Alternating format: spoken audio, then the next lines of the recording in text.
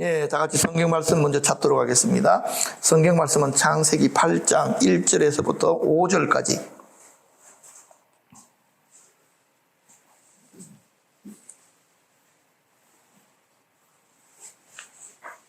한 절씩 교독하십시다. 하나님이 노아와 그와 함께 방주에 있는 모든 들짐승과 가축을 기억하사 하나님이 바람을 땅 위에 불게 하심에 물이 줄어들었고 깊음의 샘과 하늘의 창문이 닫히고 하늘에서 비가 그치매 물이 땅에서 물러가고 점점 물러가서 150일 후에 줄어들고 일곱째 달 곧 그 달 11일 날에 방주가 아라랏산에 머물렀으며 다 같이 읽겠습니다. 물이 점점 줄어들어 열째 달 곧 그 달 초하루 날에 산들의 봉우리가 보였더라. 아멘. 오늘은 홍수가 그침이라는 제목으로 말씀을 좀 보도록 하겠습니다. 먼저 홍수의 연대기를 좀 살펴볼 필요가 있는데요. 이것이 잘 만들어놨죠, 그렇죠? 2월 17일 날부터 비가 이렇게 내리기 시작합니다. 40일 동안 비가 옵니다. 그런데 150일 동안 어떻게 되어지냐니까요. 물이 창일하게 됩니다. 그렇죠? 150일 이후부터 어떻게 되어집니까? 물이 물러가기를 시작합니다. 이 날짜가 364일입니다. 홍수 기간 내에. 방주에 있는 시간은요, 일주일 더 있습니다. 이렇게 364일이면 정확하게 1년이다 하는 것을 우리들이 볼 수가 있습니다. 자, 그런데 이렇게 물이 이렇게 창일해졌을 때에, 이 지구 전체는요, 뭘로 둘러싸였습니까? 물로 채워져 있죠. 마치 창세기 1장 2절의 말씀과 같이. 혼돈하고 공허하며, 그쵸? 예. 수면 위에 하나님의 신이 운행하시느니라 하는 것과 같은 것입니다. 홍수는 하나님의 심판을 어떻게 한다고요? 하나님의 모든 창조의 역사를 거꾸로 돌려버린다. 이렇게 말씀을 드릴 수가 있겠습니다.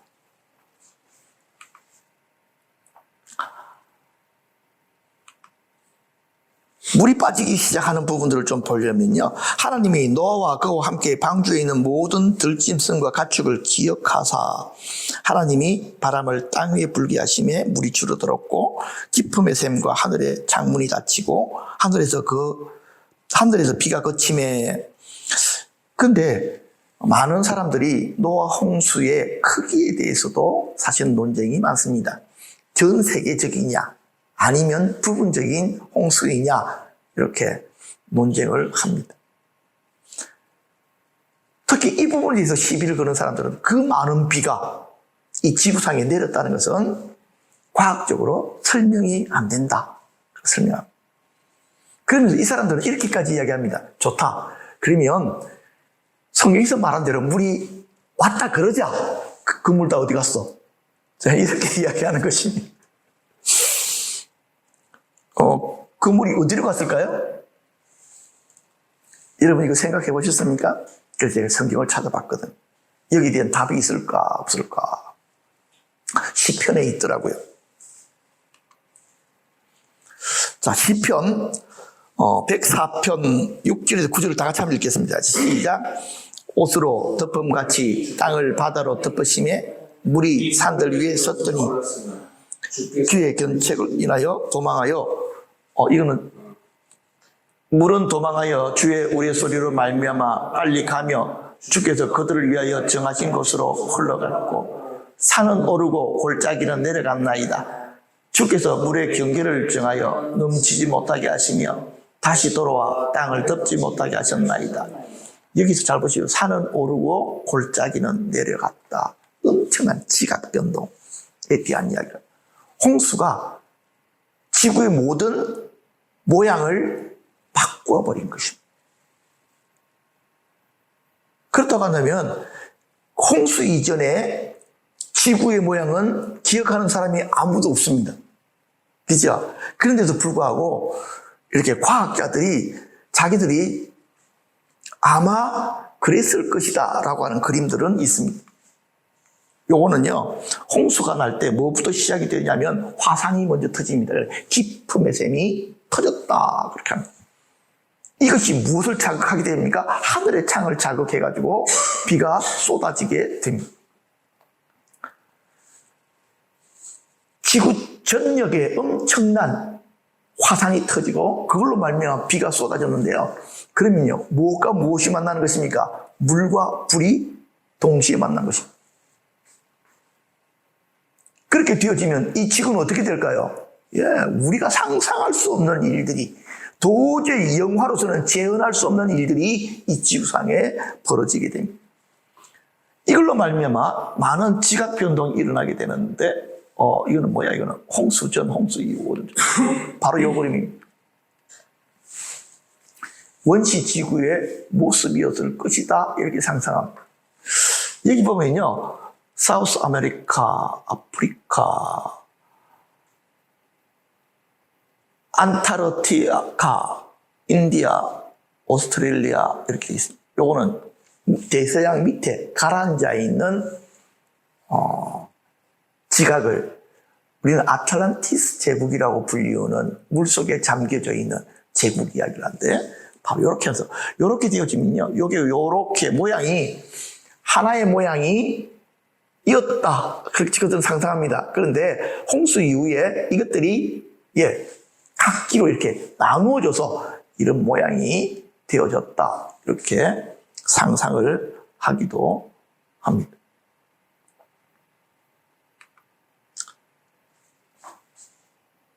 어찌 되어졌든지 노아 홍수 이전에는 땅이었던 것이 노아 홍수 이후에는 바다가 된 것이 있고, 노아 홍수 이전에 바다였던 것이 오히려 산이 되어진 것도 있습니다. 지금 이전에 우리 교회가 전도한다고 좀 사용했던 히말라야 소금 있잖아요. 그 높은 히말라야 산 중턱에서 뭐가 나옵니까? 소금이 나옵니다.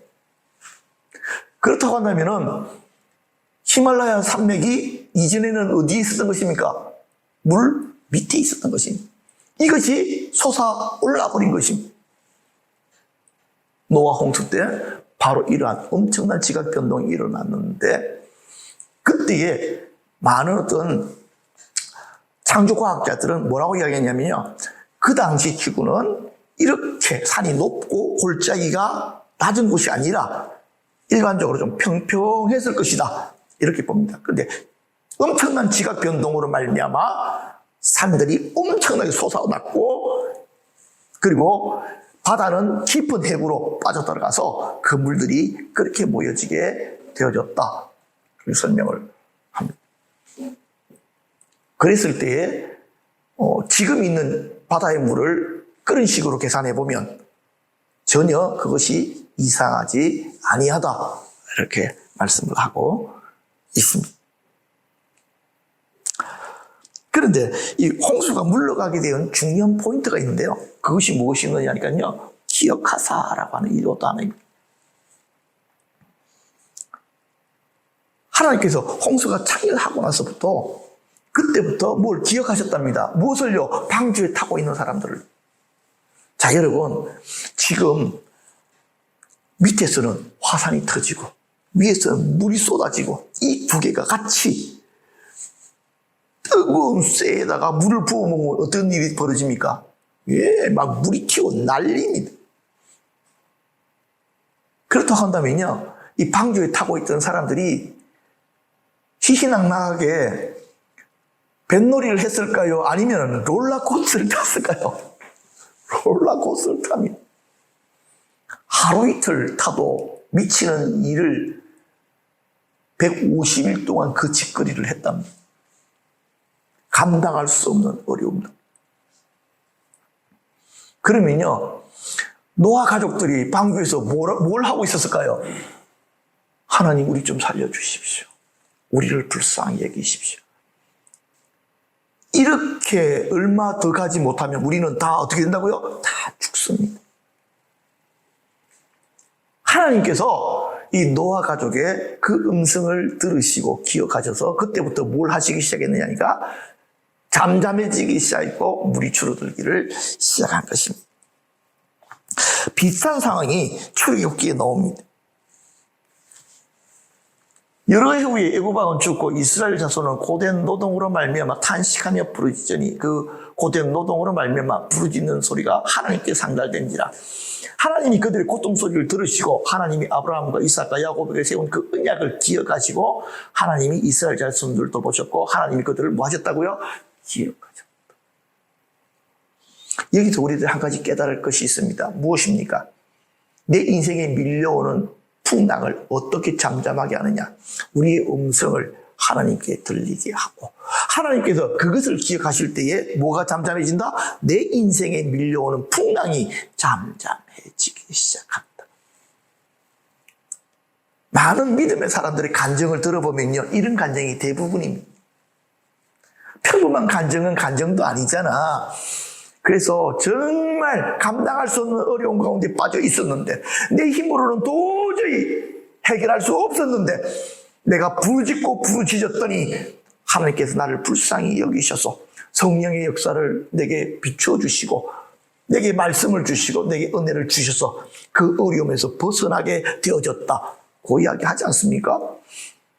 내가 당하던 그 어려움이 끝났다. 무엇으로 말미암아? 하나님께서 나를 불쌍히 여기심으로 말미암아. 동일한 이야기들을 우리들이 들을 수가 있게 됩니다. 그렇기 때문에 호세아 같은 경우에는요, 이렇게 이야기합니다. 호세아가 아니고 이사야서 62장에 보면 예루살렘이여 내가 너의 성벽 위에 파수꾼을 세우고 그들로 종일 종야에 잠잠지 않게 하였느니라. 너희 여호와로 뭐하게 하는 자들아? 기억하시게 하는 자들아. 이게 너무너무 중요한 단어. 그 사람들로 하여금 뭘 하라고 합니까? 너희는 쉬지 말며 또 여호와께서 예루살렘을 세워 세상에서 찬송을 받기까지 그로 쉬지 못하게 하라. 계속 부르짖고 소리 질러서 하나님이 쉴 틈을 주지 말라. 이렇게 말씀하고 계시는 것입니다. 그런데 재미있는 건요, 하나님께서 홍수를 물러가게 하시는 방법이 있는데 무엇으로 물러가게 하십니까? 바람입니다. 그런데 저는 묻고 싶어요. 홍수가 시작되어졌을 때 바람은 안 불었을까요? 바람이 안 불 리가 있나? 바람은 안 부는데 비만 떨어졌을 리가 있나? 이건 말이 안 되지. 지금 땅 밑에서는 화산이 터지고 위에는 물이 쏟아졌는데 그것 때문에 지구 전체가 격변이 일어났는데 바람도 그런 바람은 본 적이 없지. 그런데 지금 바람이 없다가 마치 바람 생긴 것처럼 바람이 불게 하신다는 것입니다. 이 바람은 자연현상으로 나타나는 바람이 아니다. 그죠? 하나님께서 사용하시는 바람이다. 그런데 70인역에 보면은 노골적으로 바람이라 하지 아니하고 푸뉴마, 영이라는 단어를 씁니다. 출애굽 24장에도 보면요, 하나님께서 바람을 사용해서 홍해의 길을 여시잖아요. 물을 어떻게 하십니까? 바람으로 밀어내십니다. 성령의 바람이 불면 그때로부터 뭐가 시작되어집니까? 고난의 파도가 물러가기 시작합니다. 성령의 바람이 불면 없던 길이 열립니다. 하나님께서 그 백성들의 음성을 들으시고 성령의 바람을 보내실 때에 비로소 소망이 시작된다. 이렇게 말씀을 드릴 수가 있겠습니다. 그리고 이 홍수가 물이 감해지는 이 모습들을 통해 가지고 무엇을 또한 살펴볼 수 있냐니까 마지막 시대에 하나님께서 어떤 일들을 행하실까. 만일 주께서 그날들을 감하지 아니하셨더라면 모든 육체가 구원을 얻지 못할 것이다. 자기가 택하신 자들을 위하여 그날들을 감하셨느니라. 우리는 사실은 강한 자들이 아닙니다. 하나님이 지켜주셔야 됩니다. 하나님이 지켜주셔도 어려움이 계속되어지면 못 버티는 것입니다. 마치 방주 안에 있던 노아의 가족들이 그 풍랑과 그렇죠? 홍수로 말미암아 그들이 견딜 수가 없을 정도가 되어졌을 때 하나님께서는 그때부터 물이 강해지도록 역사하신 것과 다르지 않다 하는 것입니다. 그 다음에는요, 아라랏산에 도착하는 것입니다. 물이 땅에서 물러가고 점점 물러가서 150일 이후에 줄어든다 그렇게 했어요. 근데 일곱째 달 곧 그 달 11일에 방주가 아라랏산에 도착했다 하는 것입니다. 자, 물이 빠지는 기간이 물이 이제 꽉 찼잖아요. 그렇죠? 며칠 동안 걸렸다고요? 150일 걸렸습니다. 물 채워지는 기간이. 그럼 물이 빠지는 기간은요, 딱 150일입니다. 제가 이걸 보면서 뭘 느꼈느냐니까 이거예요. 어떤 분이 금연한다고 작정을 했어. 담배를 갖다가 탁 끊었어. 근데 여러분, 담배 끊는다고 하루아침에 끊어질까요? 안 끊어집니다. 왜냐하면 몸이 니코틴에 중독이 되어져 있고 습관이 그렇게 되어져 있어서 그게 내가 담배 안 핀다고 결정하고 담배는 안 피지만 몸은 계속해서 내게 무엇을 요구합니까? 담배 피우라고 요구합니다. 그러면요, 담배 피워야 되는 시간이 딱 되어지면 어떤 현상이 나타나느냐니까, 살 오욕도 없고, 우울해지고, 사람이 허둥거리기 시작하고, 잡생각이 나기 시작하고, 머리도 띵해지고, 이상한 현상이 일어납니다. 이 현상을 뭐라고 부르죠? 금단현상이라고 부르는 것입니다. 그래서 이것을 이겨내기 위해서 은단도 먹어보고 사탕도 먹고 그렇죠. 안 먹던 과자까지도 막 먹어야 됩니다. 그런데 그것으로 대체가 됩니까? 안 됩니다. 심지어는 꿈을 꾸어도 어떤 꿈을 꿉니까? 예. 담배 피다가 부인한테 걸리는 꿈, 이런 꿈 꿉니다. 놀래가지고 막 후닥닥거리는 꿈. 온전한 의미로 얼마가 지나야 담배가 완전히 끊어질까요? 사실은요, 오늘 본문의 말씀 보면 담배 피워온 만큼 완벽하게 사라지려면 그 정도가 필요하다 것을 알게 되는 것입니다. 우리 안에 배어있는 죄악된 습관요, 이거 못 바꿉니다. 엄마 뱃속에서부터 지금 가지고 나온 것입니다. 내가 예수 믿었다고 해서 이게 하루아침에 변화가 되겠습니까? 변화가 되지 않습니다. 그러나 어떻게 변화가 되어집니까? 점점 조금씩 하나님의 말씀을 계속해서 먹음으로.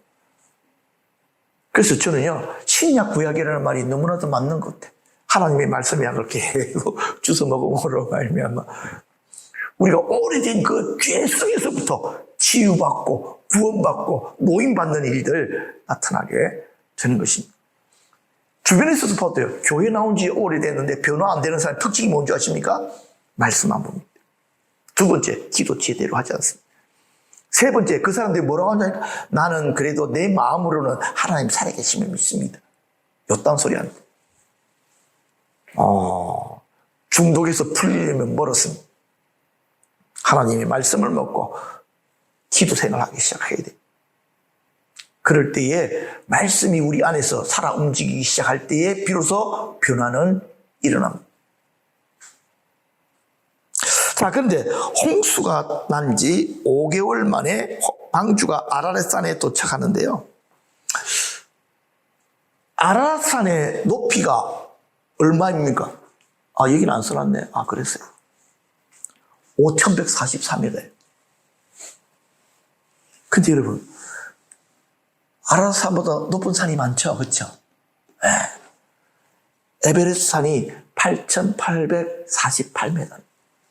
그럼 아라랏산에 방주가 도착했을 때에 에베레스트 산에는 물 다 빠졌을까요? 안 빠졌을까요? 빠졌지. 근데 왜 그게 기록이 안 됐을까요? 그것은요, 에베레스트 산은요, 하나님의 구원과 아무 상관이 없기 때문에 기록하지 않은 겁니다. 성경책에는 모든 것이 기록되어져 있는 것이 아니에요. 우리가 착각하는 것이 그것입니다. 그런 게 어디 있어?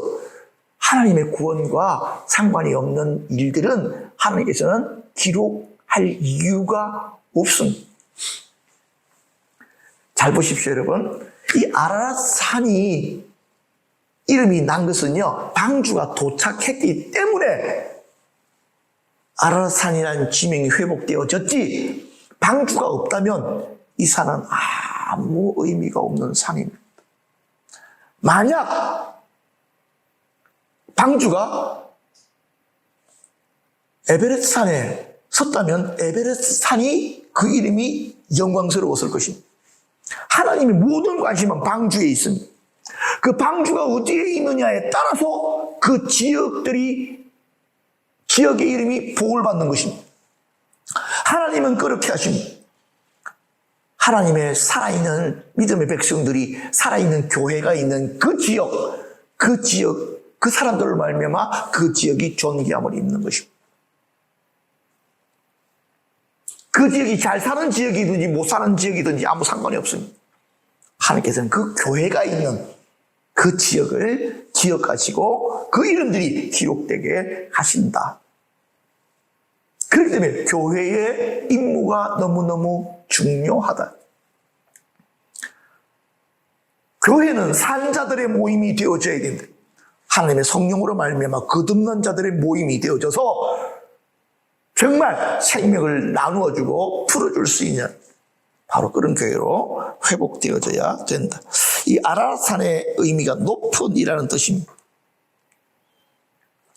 5,400구터면요, 백두산 2개를 갖다가 얹어놔야 됩니다. 백두산 2개 엄청납니다. 그렇죠? 백두산 올라가 본 사람들도 와우, 왜 이렇게 높으냐 그러는데 2배는 올라가야 돼요. 근데 길가메시 서사시에 보면 홍수기에 보면요, 거기도 방주가 똑같은 홍수 설화가 있거든요. 거기서 방주가 도착한 산 이름이 니지르인데요, 그 뜻이 구원이라는 뜻입니다. 제가 영적인 상징이 대단한데, 구원받은 자들이 도착한 산, 그리고 그곳에서부터 새로운 일들이 시작되는 것. 하나님의 방주가 도착하는 그곳에 구원의 역사는 다시금 시작됩니다. 오늘 말씀을 맺도록 하겠습니다. 저는 말씀을 보다가 제일 제 마음에 와 부딪힌 부분이 그것입니다. 홍수가 잠잠해지기 시작한 그 기점, 하나님께서 방주에 있는 노아와 그 가족들과 짐승들을 기억하사 물을 줄어들게 하셨다는 말씀입니다. 지금 저는요, 계속해서 뭘 뒤져보고 있냐면 중동 지역에 나타나고 있는 이스라엘과 팔레스타인의 전쟁들을 살펴보고 있습니다. 지금 이 전쟁이 어떻게 변화될지 사실은 아무도 모릅니다. 사실은 이란이 전쟁에 참여하면 여러분들을 빨리 지금 산 위에다가 지금 이사갈 준비하셔야 됩니다. 지금 이란이 고대 바벨론이잖아. 고대 바벨론이야. 그래서 이란은 뭐라 그럴까? 이스라엘 보면 그냥 미워해. 사우디는 어떻게 생각하면 더 극심한 보수주의 이슬람이잖아. 그런데 이스라엘하고 그쵸? 평화협정까지 맺으려고 마음을 먹고 있어. 그냥 종교적으로 안 맞을 뿐이지 꼭 원수 사이라고 생각을 안 해. 근데 바벨론은 달라요. 그들 혈통 속에, 바벨론인들의 혈통 속에 다른 민족은 다 용서해도 한 놈은 죽여야 된다. 누군지 아십니까? 이스라엘입니다. 그래서 이란이 저렇게 어려움 겪으면서도 원자 폭탄을 자꾸만 만들려고 그래. 왜? 한 방으로 쟤들 보낼 수 있으니까.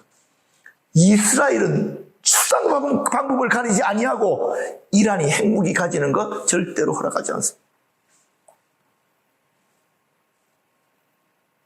만약에 이란이 전쟁에 참석하면 이스라엘은 사실은 원자탄 가지고 있거든요. 안 가진 것처럼 하고 있지만은 원자탄 가지고 있습니다. 얘들은 과감하게 이란에다가 쏴버릴 것입니다. 왜냐하니까 이스라엘 사람들은 이란만 보면 그들 안에 전투력이 회복됩니다. 이것이 바로 성경의 시작은 센족과 바벨론에서부터는 바벨론 족속 간에 계속되는 싸움입니다. 이것이 마지막 시대까지 나오잖아요. 바벨론 나오잖아. 요 이야기라는 사실들을 여러분들이 잘 이해하셔야만 됩니다. 말씀을 맺겠습니다. 사랑하는 가족 여러분, 지금은 우리에게는 전쟁이 안 일어나고 먼 나라에서 일어났지만 언제 불씨가 우리나라로 날아들지 모릅니다. 한 가지만 좀 더 이야기하고 마치겠습니다. 미국에서 항공모함 3대가 지금 움직였습니다. 2대는 지금 지중해에 2대가 있습니다. 한 대가 중동 쪽으로 오다가 다시금 백을 해가지고 대만 쪽으로 올라가고 있어요. 중국이 대만을 치면 그 이전에 어떤 짓거리를 하냐면요. 북한으로 하여금 무조건 우리를 도발하게 만들 것입니다. 그래서 주한미군을 움직이지 못하도록 해야지만이 그들이 대만을 손볼 수가 있기 때문에 그렇습니다. 그렇기 때문에 지금 전 세계적인 움직임이 만만치 않습니다. 영적으로 깨어 있어야 될 때입니다. 어쩌면 노아 홍수와 같은 마지막 시대의 마지막 심판들이 움직일 수도 있습니다. 이 사실들을 여러분들이 잘 마음속에 두시기를 바라고 여러분들의 영적인 레이더들을 펴놓고 하나님께서 어떻게 행하시는지 위해서 기도하시기를 바라고 하나님이 기억하시는 자들처럼 우리가 하나님께 계속해서 쫄라야 됩니다.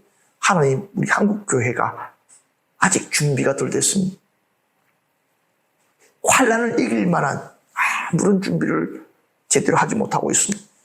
불쌍히 여겨서 우리들에게 조금 더 기회를 달라고 요청하는 여러분들이 되시기를 바랍니다. 저는 오늘 제가 마무리 기도하고 오늘 예배를 마치도록 하겠습니다.